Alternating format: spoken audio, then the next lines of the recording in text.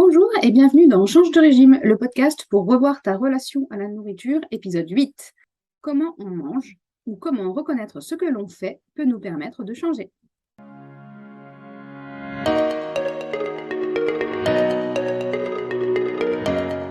Bonjour et bienvenue dans Change de régime, le podcast pour changer ta relation à la nourriture durablement dans l'amour de toi. Je suis Anne-Lise Paillard, coach de vie certifiée pour ALE Coaching, et dans chaque épisode, je te donne les clés pour perdre du poids durablement en allant voir les causes du problème. Au-delà de ce que tu manges, pourquoi tu manges. Si tu as déjà pensé que le Nutella était plus fort que toi, tu es au bon endroit. Je veux t'aider à trouver comment tu veux manger pour te nourrir et te faire plaisir, pour en finir avec l'alimentation émotionnelle et compulsive, changer ton régime de croyances et de pensée. Et si c'était facile de perdre du poids, c'est ce que je veux te faire découvrir dans ce podcast. Parce que perdre du poids, c'est possible pour toi.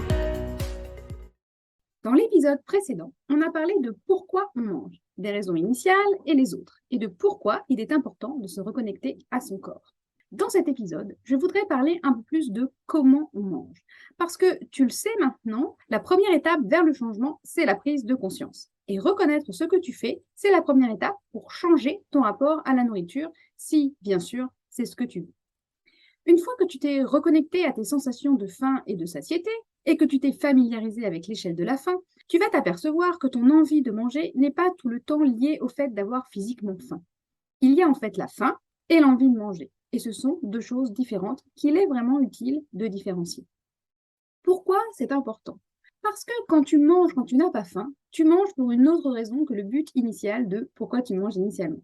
C'est-à-dire répondre aux besoins énergétiques de ton corps. Et c'est dans ces moments-là que potentiellement tu stockes du gras et tu grossis. Alors le but, ce n'est pas forcément de ne plus jamais le faire et de ne manger que quand tu as physiquement faim.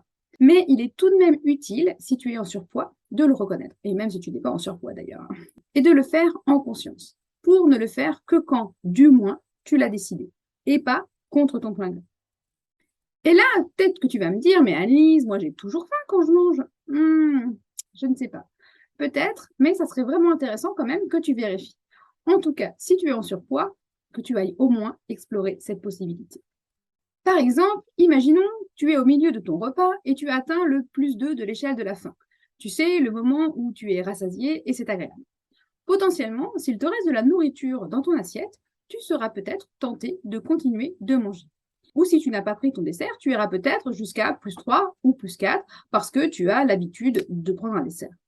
Là, vraiment, je t'invite à regarder avec honnêteté et conscience ce qui se passe dans ton corps. C'est pour ça que ça peut vraiment être intéressant que tu t'appropries l'échelle de la faim. D'ailleurs, je te rappelle qu'elle est dans les notes de l'épisode 7. Tu peux la télécharger. Personnellement, il m'arrive aussi d'avoir envie de manger du Nutella ou des gâteaux juste parce qu'ils sont dans la cuisine et que je les vois. Et je sais très bien que je n'ai pas faim. Franchement, ce n'est pas grave, c'est même plutôt normal, ça arrive à tout le monde. Et potentiellement, c'est dû à ce dont je te parlais dans l'épisode précédent, c'est plutôt une faim de type émotionnel ou une habitude. Donc pas une faim physique, mais une envie de manger. Et franchement, c'est tout à fait normal si ça t'arrive, il n'y a absolument rien qui cloche chez toi, tu es même plutôt normal et ton cerveau fonctionne normalement. Et tu peux t'en servir pour apprendre quelque chose. Dans son livre If I'm so smart, why can't I lose weight, Brooke Castillo a classifié les façons de manger en 4 types, et je trouve assez utile de les connaître pour les utiliser. En effet, si tu sais ce que tu fais, tu pourras le reconnaître et décider si tu veux continuer de le faire ou pas, et dans quelle proportion. Donc, on part du principe qu'à chaque fois que tu manges, tu es dans l'une de ces 4 catégories. 1. Manger pour te nourrir. 2. Manger pour te faire plaisir. 3. Manger dans le brouillard. 4. Manger dans une tempête. La première catégorie, c'est quand tu manges pour te nourrir. C'est le moment où tu manges quand tu as faim pour faire fonctionner ton corps. C'est généralement au moment des repas, quand tu as planifié et choisi ce que tu manges de façon plutôt équilibrée. Quand tu manges quand tu as faim, que tu arrêtes de manger quand tu n'as plus faim et que tu donnes à ton corps ce qui est bon pour lui. Et peut-être vraiment intéressant que tu dresses la liste de ce que tu aimes manger pour te nourrir. On peut parler de viande, le poisson, les légumes, les fruits, les légumineuses. Ce sont tous les produits non transformés qui viennent de la terre ou qu'on peut trouver dans la nature sans les transformer. Et ça peut être intéressant de manger comme ça, peut-être 90% du temps.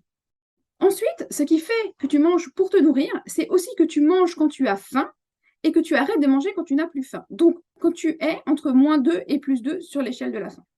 Là, tu manges pour te nourrir. Donc, c'est ce que tu manges et comment tu manges. C'est-à-dire, tu manges des produits naturels, non transformés, et tu manges quand tu as faim et tu t'arrêtes de manger quand tu n'as plus faim. La deuxième catégorie, c'est manger pour te faire plaisir.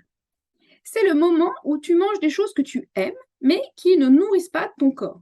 Là, je parle de tous les aliments sucrés, transformés, que tu aimes manger et que tu trouves bons, mais qui potentiellement ne te nourrissent pas. On parle de tout ce qui est gâteau, sucreries, coca, soda, pizza, bonbons, Nutella, chocolat, hamburgers, frites. On se fait plaisir quand on les mange et franchement, c'est complètement OK. Le but, ce n'est pas non plus d'arrêter de se faire plaisir avec la nourriture. En tout cas, moi, ça, c'est ce que je pense. Si tu veux pouvoir trouver un équilibre, il est vraiment important de ne pas ôter tout plaisir dans ce que tu manges. Sinon, justement, tu risques de passer du côté privation et souvent, ça ne dure pas très longtemps et ça finit d'ailleurs en mode compulsion. Et c'est souvent pour cela que les régimes échouent parce qu'ils t'interdisent certains aliments. Mais personnellement, je ne veux pas arrêter de manger des pizzas ou du chocolat ou des hamburgers frites ou même de boire du vin.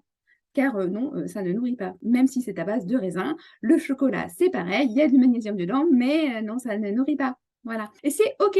Le truc, c'est juste de savoir reconnaître quand tu manges pour te nourrir et quand tu manges pour te faire plaisir. Et de le faire de façon consciente et de façon choisie. Surtout, de vraiment te faire plaisir quand tu le fais. Parce que le problème, il est souvent qu'on pense manger pour se faire plaisir, mais le dernier macaron, quand tu es à +5 sur l'échelle de la faim, je ne suis pas certaine qu'il te fasse vraiment plaisir. Et là, je vais te demander d'être vraiment honnête avec toi-même et de reconnaître quand tu penses manger pour te faire plaisir, mais qu'en fait, tu es dans la 3e ou la 4e catégorie dont on va parler juste après. Mon conseil pour arriver à savoir quand manger pour te faire plaisir, c'est de planifier les moments où tu veux manger pour te faire plaisir au moins 24 heures à l'avance et de le faire en conscience. Si tu planifies 24 heures à l'avance les moments où tu te fais plaisir, tu es sûr d'avoir choisi ce que tu veux manger avec ton cerveau adulte et pas ton cerveau primaire. Et de le faire également en conscience, c'est-à-dire de vraiment apprécier ce que tu manges. Et là, on est d'accord, hein, il ne s'agit pas forcément d'avoir faim, mais il y a forcément un moment où tu n'auras plus ni faim ni plaisir. Et là, ce n'est vraiment plus la peine de manger. Et si on est honnête, on peut dire qu'on a toujours plus de plaisir quand on a faim. Quand tu es sur l'échelle du plaisir et quand tu es sur l'échelle de la faim, quand tu les regardes, ces deux échelles, on aimerait bien qu'elles correspondent, que tu n'aies plus de plaisir quand tu n'as plus faim. Ce n'est pas vraiment le cas. Il y a un petit moment où ça va être en décalage. Tu vas plus avoir faim, mais tu vas encore avoir du plaisir. Il va y avoir une zone là où justement c'est hyper intéressant de savoir ce que tu veux faire. Est-ce que tu veux continuer de manger quand tu es dans cette zone ou pas? Et le but, donc, c'est de le faire en conscience et potentiellement de ne pas toujours dire oui ou de ne pas toujours dire non. On peut choisir de le faire parfois, mais pas forcément tous les jours. Le truc, c'est juste de le décider. Donc, la première catégorie, manger pour se nourrir. La deuxième catégorie, manger pour se faire plaisir. La troisième catégorie, c'est quand tu manges dans le brouillard. Alors ça, c'est quand tu manges de façon inconsciente et automatique. Par exemple, des chips sur le canapé devant ta série, du pain avant de manger le repas du soir quand tu picores, quand tu cuisines, du chocolat ou des gâteaux à 17h quand tu rentres du travail ou que tu fais goûter les enfants. Ce n'est pas manger pour le plaisir parce que tu ne te fais pas plaisir. Tu es en mode automatique. En tout cas, tu ne ressens pas le plaisir. Tu ne savoures pas. C'est d'ailleurs à peine si tu te rends compte de ce que tu manges et en quelle quantité.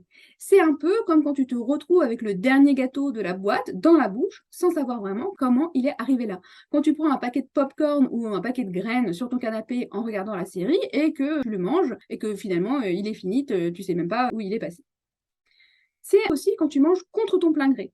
Parfois, tu t'es dit que tu ne mangerais pas et tu te retrouves 5 minutes après dans la cuisine avec une glace dans la main et du coup, tu n'y trouves pas vraiment de plaisir puisque tu ne te rends pas vraiment compte de ce que tu fais.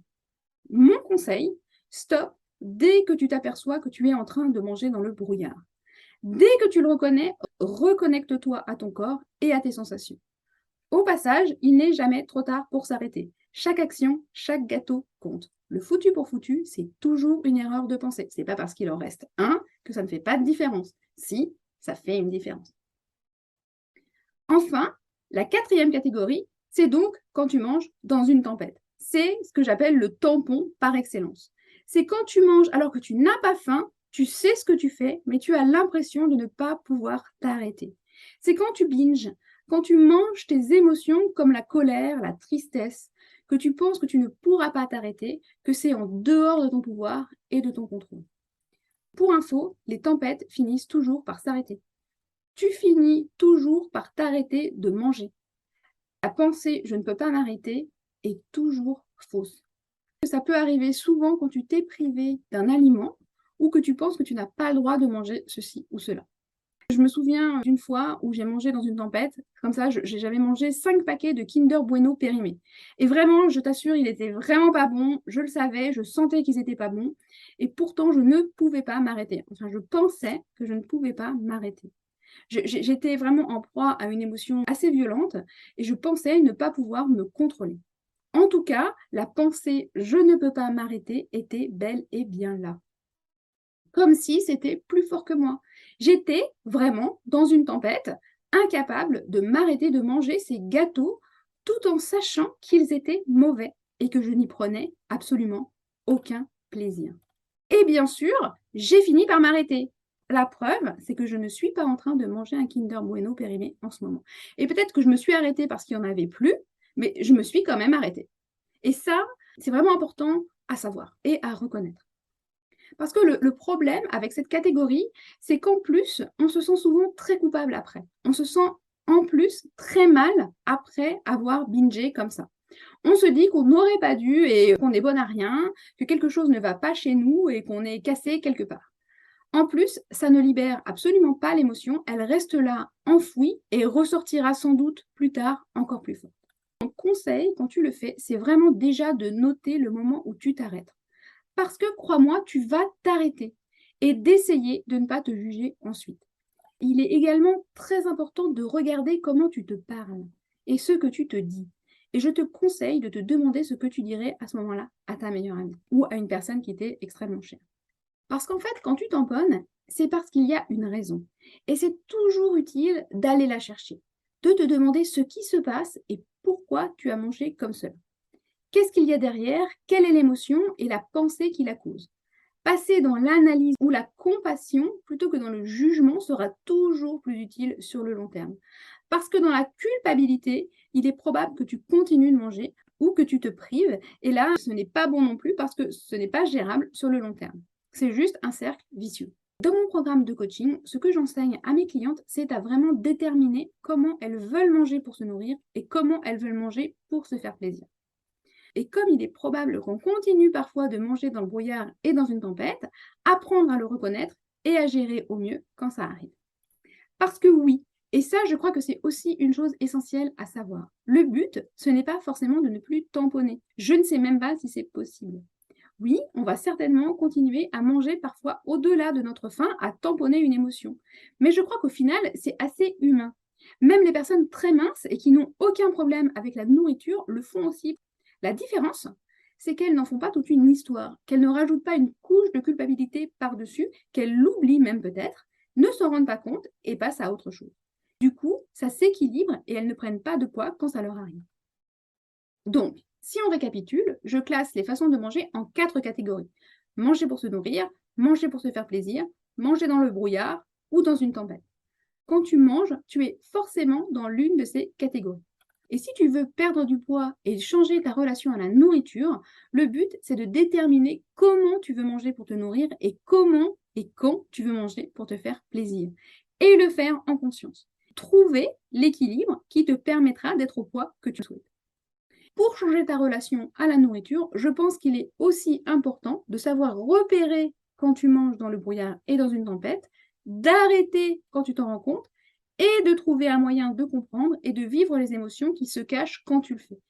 Parce que ces 2 catégories de façon de manger sont toujours liées à des émotions ou à des habitudes.